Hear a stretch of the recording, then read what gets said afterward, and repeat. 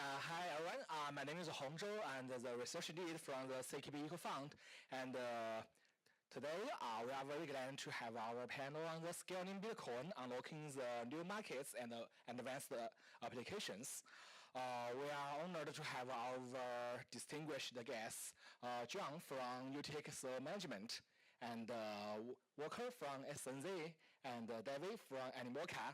Yeah, and today we will explore the frontier of Bitcoin scaling, its implications for new market and the advanced application it enables. So let's dive into this exciting topics. And the first question to kick things off, I wanted to ask about how do each of you define Bitcoin scaling, and what does it mean, and perhaps just as importantly, what does it not include? So I think this question may be a little general and a little hard to answer. So let's start from John. Sure. Yeah, so at a high level, when we talk about scaling Bitcoin, we're looking to increase throughput throughout, overall. And so increasing throughput, I think the important things to keep in mind are you want to increase throughput while keeping costs down and keeping Bitcoin's kind of native properties of being decentralized and having a security model that holds up. And so increasing throughput while maintaining those important things is what we're looking at. And there are a number of implementations. With our fund, we kind of see a future where on-chain usage increases at a level where layer 1 Bitcoin sees kind of sustained high fees. And so we need to see different implementations of scaling on Bitcoin as kind of release valves for that demand. Whether that's L2s, things like side chains, things like changing certain technical properties, similar to what we did with segregated witness a number of years ago. Different potentials there. Yeah, very thorough answer by John. Maybe I'll just add a little bit because it's already very comprehensive. I guess the other way to look at it is just on-chain scaling, and the other one's off-chain scaling. On-chain scaling, we're seeing, I guess, a lot of, Bitcoin protocol improvement to enable more, on-chain solution. For example, Schnorr signature and a lot of function being added, and potentially OPCAD being added. In the future, there's a lot of discussion around on-chain scaling. And off-chain scaling, there are classic example like Lightning Network and a lot of other L2s emerging during the recent, years. And there's also exciting projects like Mercury Layer, which John, they are really supporting. And I think to answer the question, what does not include, I think it's definitely something compromises Bitcoin's trustless feature, or it's changes its monetary policy, or its any of the original value we set out here. Yeah, I think the previous two speakers already covered a lot of the key points that I want to highlight. I think, for us, Animoca, we have been a consumer-focused Web3 firm. So I think, bringing the mass onto Web3, onto the blockchain, and of course, Bitcoin is the blockchain, right? The first one and the biggest one and the major one, in the for future as well. So I think, both on and off-chain scaling, I think is very important as well. And actually nothing too much further to add there, but I think it's one of the very important thing that we all think about as well and want to invest more in as well. Cool. Thank you for your insight. Yes, we can find that for the Bitcoin scaling, there are so many things, different approaches. So as industrial leaders, how do your institutions approach the challenges and opportunities of this trend of Bitcoin scaling? Can you share specific strategies or technologies you are investing in or you are developing? Thank you. Yeah, I think we can also start from John. Sure. So as I mentioned, we're kind of staying agnostic in terms of what ends up being kind of the main implementations of scaling Bitcoin. We want to seed the most cutting-edge stuff, the most kind of most base layer stuff that's out there, and so we've done a number of things. One thing that maybe I'll touch on a little bit more that was mentioned is state chains and specifically Mercury layer, which we're trying to sort of seed the initial kind of commercial applications of. But some of these things that were enabled by Taproot via store signatures to kind of abstract off of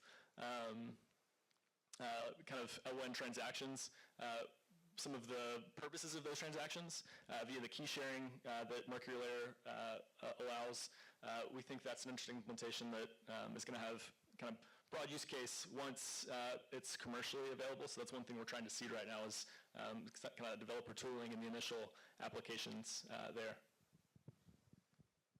Yeah, for us as a venture capital, I think we position ourselves definitely as a supporter of the developer. There are a lot of, I guess, Bitcoin developer and broader Bitcoin ecosystem like Bitcoin Cash and others. And there are developers already working in this industry for a long time and gradually making their progress. And we just want to find the right builder to support in each of the direction. As we were mentioning, state chain and Lightning Network, existing L2s like UTXO base or EVM base. I think there can be potential in any of those directions. We just want back the, I guess, strong founders to, I guess, really break through the boundary of our current landscape. Yeah, for us, I think I see an interesting kind of phenomenon in kind of the East and West kind of projects. It's a bit of generalization here, but it seems that, because of the historic kind of geographical location of the key miners, in this part of the world, we have been seeing more kind of projects that focus on kind of the yield enhancement or kind of the liquidity, unlocking, restricting types of projects, enhancing the yields and so on. And on the kind of Western side, maybe we see kind of the, more about the, longer term deep tech improvement types of projects and backed by like very major, Silicon Valley kind of VCs. So I think the important of that is kind of we also want to support projects that can kind of further support the mass adoption, help the next wave of, both the institutional side and also the retail side, coming on to Bitcoin, to build on Bitcoin. So, we are continuously looking at different types of projects, and I think, it's still quite early. I think there's still a lot of potential for kind of, improvements to come. Yeah. Well, thanks for your insights. Yeah, we know that there maybe have the different approaches to do the scaling, and as we know, this panel is under the UTXO model. So the third question I want to ask about, we know there have the UTXO model, which is native Bitcoins ones, which is different with the EVM ones. So do you find whether the UTXO model can do some innovative things or unique things, especially the applications, not only in the technical but also in the market part, something like this projects or these opportunities. So about this question, how about your idea? Yeah. Also from John.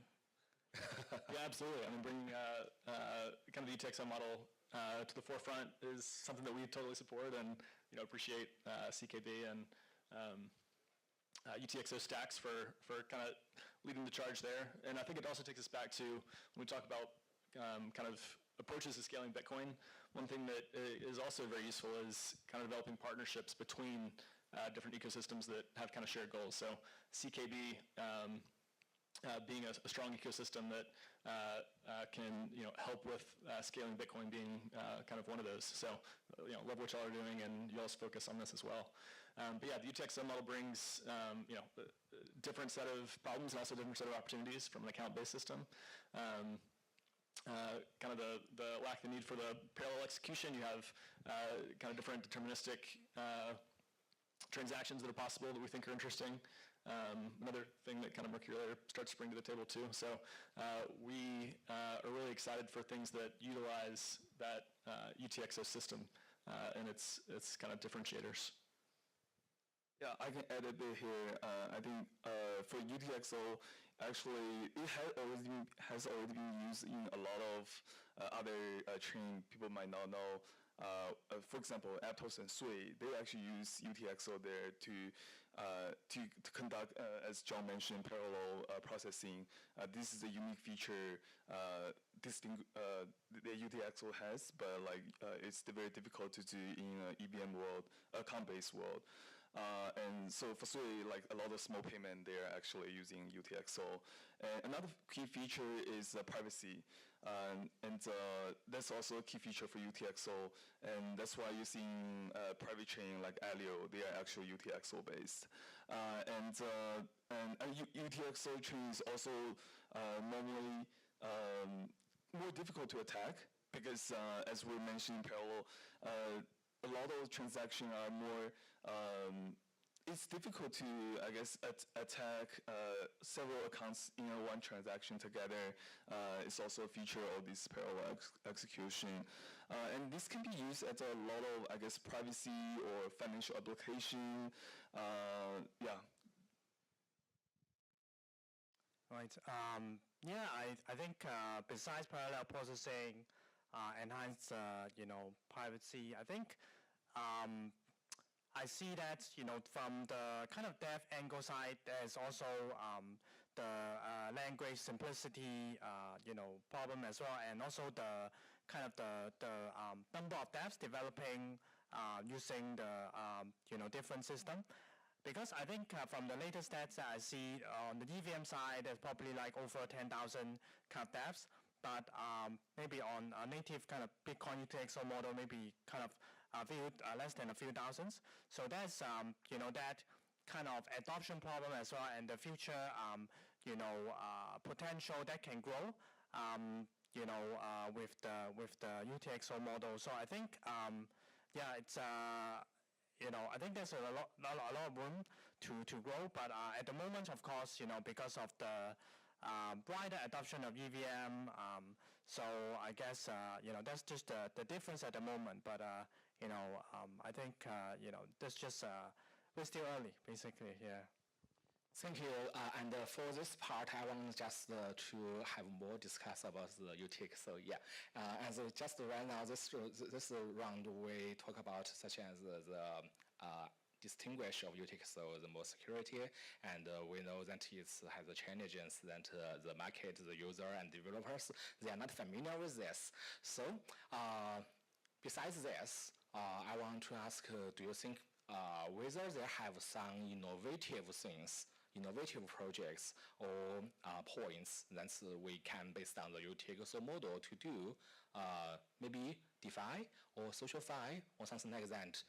Because I think for our audience, when they join this panel, they really want to know, okay, you say the Bitcoin UTXO model is distinguished. What really we can do based on it to do some innovative things?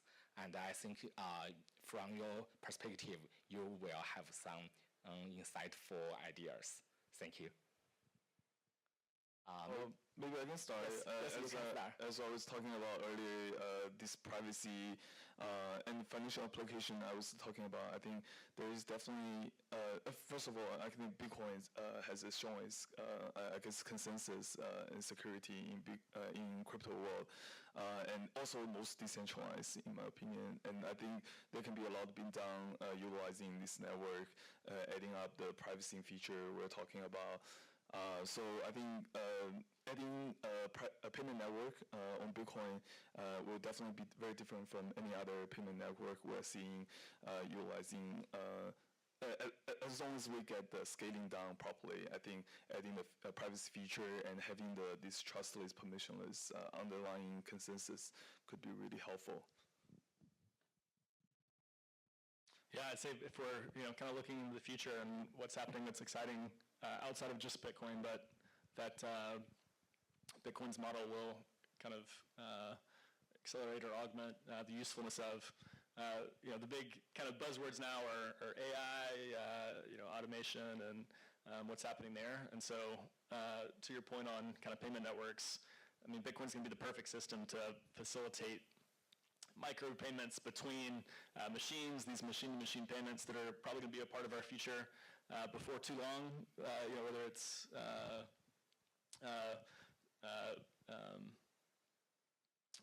whether it's your AI assistant booking things for you online with other different AI assistants online, or cars talking to each other as they pass in the future. Kind of that UTXO model will bring that kind of automated payment for microtransactions functionality there is one thing that we see. And the privacy piece of that is also kind of interesting as we think about keeping ourselves safe from those machines in the future. So I think that's kind of an interesting thing to just kind of play out the different outcomes for. David, you already have games that are thinking about all this stuff, and people all around the world playing. So curious your thoughts.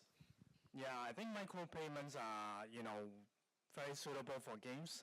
So I think that's definitely one of the key applications that I see would be have high potential, and DeFi as well, right? Because I think with UTXO, I think it's more decentralized and basically very suitable for more kind of secure types of transactions as well. And I think also in terms of the tokenization and real-world asset side, because the higher privacy and more complex kind of smart contracts might also be kind of more suitable as well. So I see this can be kind of future applications areas. Yeah. Thank you. And I want to just ask a little more about David. Right now, do you have some UTXO-based GameFi projects? Yeah, I think there are some in kind of development stage. They are probably not kind of at kind of beta stage yet. So, but I do see more and more coming up because I think as people get more familiar, and I think with the time progress, I think there will be more coming. Yeah, so looking forward to it. Yeah. Cool. Yeah. So just in this round, we know that John mentioned that such as AI. So the next question I want to ask, what's the growing interest in deeping AI, IoT? Because if you join the Token 2049 this year, you found that there are so many related projects. So for this trend, how can the Bitcoin scaling contribute to or benefit from this trend? Not only the UTXO model, but also such as just mentioned the Lightning Network or maybe other innovative things. For this part, I think for this question, we can start from David.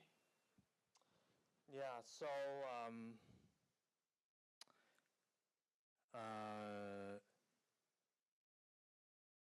sorry, I missed the last part of the question. What's that again?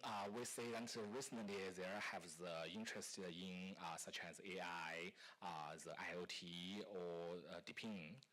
So for this trend, whether the BTC, the Bitcoin scaling can contribute to this trend or benefit from this trend. If your answer is yes, how? Yeah. I think firstly on AI, because I'm spending some time on this area at the moment, I think AI agents would be one of the kind of key application because you can basically perform more tasks and set up payments in more trustless environments. So, for example, the AI agent can help you do kind of trading, and different types of transactions, for you. I think that's a potential, key application area as well. And IoT as well because of the low-fee micropayment that we just mentioned, right? So I think, the autonomous transaction, needed for the IoT network also is, I think, very important. So I think, I think AI is probably something that is, having a lot of application potential, and AI agents I think would be very useful because I think we are using those every day, and there are many areas that we can apply those. I see it on the DeFi side, and also it can be customer service side as well. So yeah. Are y'all implementing AI agents for users in your game now somehow, or are they figuring out ways to do them in different formats? Yeah, I think in the gaming environment, basically, there are lots of ways to use AI agents, right? I think, the most natural, easiest way is, of course, integrating into, NPCs, interactions, and, there are also, I start to see some AI agent application to kind of start to learn the play style of players in the game, so it can play for you when you're offline, and basically save time passing through kind of the more boring parts of the game, and so on. So yeah, that's actually it's developing quite fast, and because it just came out in the last kind of year or so, but I think it's already making great progress.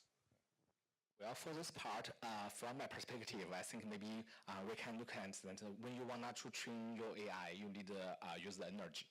And indeed, it's based on the time. And for the Bitcoin, the POW is also use energy and based on the time. And maybe right now in this world, the time is the only equal sense for everyone. Yeah, it's not like the money as the POS for the capital for the big players. So maybe in the future, in the GameFi, maybe the AI agent and other users, they are also based on the energy, based on the time. I think maybe this is a very high level that we can combine the crypto with the AI. Yeah, this is my idea. Yeah, totally agree. I think,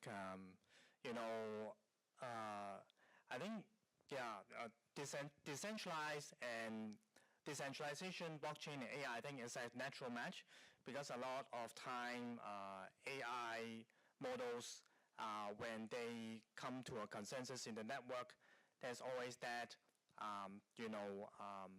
element of being over-centralized or, models copying each other. I think also if there is a suitable kind of encryption layer also, help prevent the models from, basically copying the voting, mechanism as well. I think that's basically the most perfect, AI model, yeah. Walker, I think I interrupted you earlier if you had something to add. Oh yeah, I just want to add, I think anything, any application that's seeking decentralization and I guess privacy can utilize somewhat from Bitcoin. I guess, as we mentioned, micropayment is definitely somewhere we can use Bitcoin consensus. And for AI, there are a lot of, I guess, decentralized infrastructure being built out, like compute inference, training, and also like some of the projects working on training the model while maintaining data privacy of the contributor. And a lot of these places definitely can use Bitcoin infrastructure, like the consensus we have right now. Since Walker, you always mentioned about the micropayment, may I just ask a little more about this part? Because today when we mention about such as the crypto payment or the crypto-based micropayment, many people say, okay, we can obtain a U card. That means you can send your crypto in this card, and then it will transfer your crypto into the fiat. Do you think this is the crypto-based micropayment, or maybe do you think we can have another kind way to do the micropayment based on the crypto based on Bitcoin? I thought it's purely based on just digital transaction on Bitcoin should be the best form. I'm thinking out loud. I thought so. Like for Lightning Network, we're currently only we can only like send Bitcoin, but I think there are actually a lot of projects are pushing towards, for example, Tether might have I guess USDT enabled in a trustless way or and in a low cost way, similar to Lightning Network. So that would be a good solution for people to, because it's still in the real world, people want the dollar asset. If they can accumulate asset and transact dollar asset just using Bitcoin network, while maintaining, as we were discussing, like privacy and trustless, that would be the best form, I think. Yeah. So for John, how about your idea?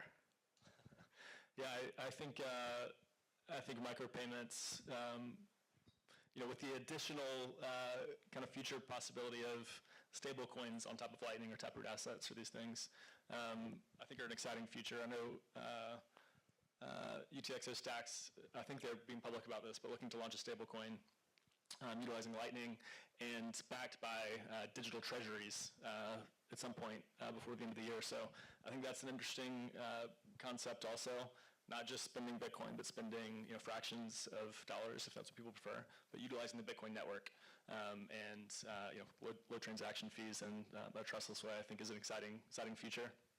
Another thing that talking about games made me think of is just this kind of first application of Bitcoin that really started to turn the flywheel in terms of gaining new users was actually a little gambling game online called Satoshi Dice, where you just, every Bitcoin block, you had a winner and pretty incredible volume on Satoshi Dice back in the day.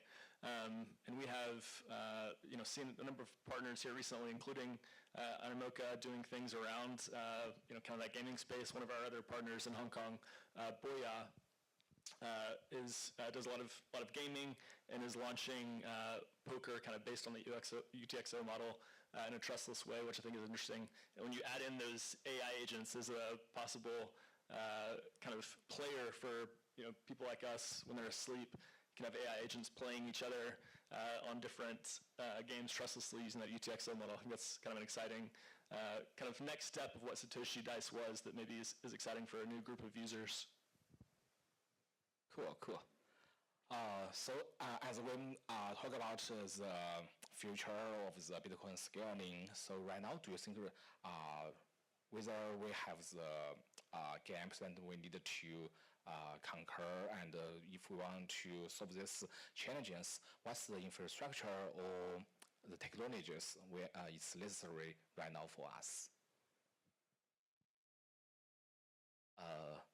Maybe. Also, can you repeat that question one more time? Sorry. Since we just look at the future of Bitcoin scaling, so and we know right now there also have some gaps to massive adoption of the crypto of the Bitcoin. So do you think right now what's the technology or infrastructure are necessary for us? Yeah. So that's kind of one of the key points here is that we see a future where scaling and via different implementations is necessary to bring off some of that pressure and will drive higher fees on Bitcoin L1. We need to see that in a sustained fashion first. I think up on stage here we're trying to seed some of that demand via things like on-chain gaming, bringing new users into the space that way. I think that what I mentioned just now about Satoshi Dice, I think kind of that Gen 1 Bitcoin, first 10 million users. Now we're looking to get to a point where we have our next couple billion users. We're also trying to do that kind of from the seeding demand side, seeding things that are going to be onboarding people. And I think it's an important thing to focus on. What's SNZ see in terms of kind of how we're trying to onboard people, maybe over here in Asia specifically? Yeah, I think on the infrastructure layer, I think definitely we want to see, as we're discussing more solution, we can scale the Bitcoin first, and like the OPCAT and other, I guess, L2 off-chain solutions, so make the transaction can be cheap and also fast. And on top of this, I think really educating people about how to use Bitcoin network, how to develop on Bitcoin network really matters. I think because for almost a decade, people forget about there's actually a lot of things can be done, and there's a lot of feature you can utilize, like the UTXO features we're talking about. They all came from Bitcoin, and now that there's I feel like there's a renaissance of whole Bitcoin ecosystem, and people are coming back. Because I talked to a lot of developers, they came in because of Ethereum, and because they lack the background of this whole Bitcoin ecosystem. So I thought like education, developer and user education really matters here. Yeah, definitely agree on the education part. As I mentioned, I think the devs, I think there's a lot of room to grow, and the tooling side as well. If there's more developer tooling that can kind of help that side of the adoption as well, I think that's also very important. So I think maybe there's too many narratives at the moment in the Web3 world that have diversified people's attention, but I think there's a lot of potential here, and I think it's undertapped and undervalued. So I think there's a lot of things that can be done. We'll add that we had one interesting new user onboarded to native Bitcoin yesterday, making a Lightning payment for the first time, was Donald Trump. So yes, he was at Hamburg, yes, in New York, and I think it was the first presidential candidate to pay native Bitcoin for something over Lightning. So PubKey, good job to them onboarding Donald Trump. Whoever ends up being the next president, I think we'll need administrations around the world that are amenable to Bitcoin's growth moving forward. So it's good to see. So cool, yes. I think based on the Bitcoin, especially in this year, we find that people say, okay, the Bitcoin need Trump because it can give the topics, give the trend. But from my perspective, I think not the Bitcoin the Trump, but it's the political people, the Trump need the Bitcoin. Need the Bitcoin community, need the voters, need our power to support them. And I think this is decentralized power. It's very crazy. Yes. Definitely.